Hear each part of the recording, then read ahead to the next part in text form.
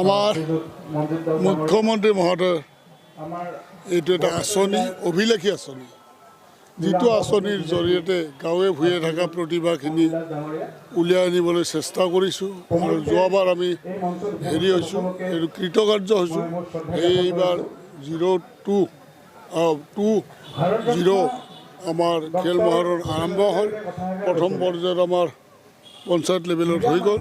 দ্বিতীয় পৰ্যায়ত আজিৰ পৰা আমাৰ সমষ্টি ভিত্তিত আৰম্ভ হ'ল। আৰু আমি আশা কৰিছোঁ আমি জিলা ভিত্তিতে ৰাজ্যিক ভিত্তিক এই সৰবক ভৱানীপুৰ সমষ্টিৰ পৰা বহুত বঁটা আনিবলৈ সমৰ্থ হ'ম। অসমৰ মাননীয় মুখ্যমন্ত্ৰী ডক্টৰ হিমন্ত বিশ্ব শৰ্মা ডাঙৰীয়াৰ যি সপোন আছিল, সপোনৰ আজি বাস্তৱ ৰূপ পালে। আজি বিভিন্ন গ্ৰাম্য অঞ্চলৰ পৰা চহৰ অঞ্চলত যিসকল খেলুৱৈ অংশগ্ৰহণ কৰিছিল, যিসকলে প্ৰতিভা দেখুৱাইছিলে, পাৰদৰ্শিতা দেখুৱালে, তেওঁলোকে নিৰ্বাচিত হৈ আজি সমষ্টি ভিত্তিক খেলত অংশগ্ৰহণ কৰিলে। আৰু এই সমষ্টি ভিত্তিক খেলত যিসকলে পাৰদৰ্শিতা দেখুৱাব তেওঁলোকে জিলা পৰ্যায়লৈ যাব।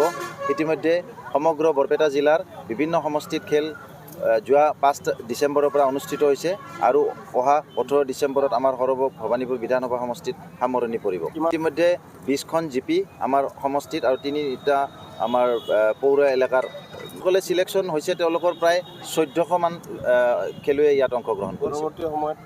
পৰৱৰ্তী সময়ত যিসকলে ইয়াত নিৰ্বাচিত হ'ব তেওঁলোকে পাৰদৰ্শিতা দেখুৱাব, তেওঁলোকে জিলা ভিত্তিত অংশগ্ৰহণ কৰিব।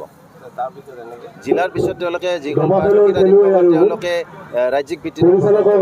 আজি আমি এই খেল মহাৰণৰ জৰিয়তে চৰকাৰৰ মাননীয় মুখ্যমন্ত্ৰী ডক্টৰ হিমন্ত বিশ্ব শৰ্মা ডাঙৰীয়াৰ যি সপোন আছিল, এই সপোনটো বাস্তৱ ৰূপ হৈছে। তেখেতে যিখন আঁচনি যুগুত কৰিছিল, এই আঁচনি আজি সফল ৰূপ হৈছে বুলি আমি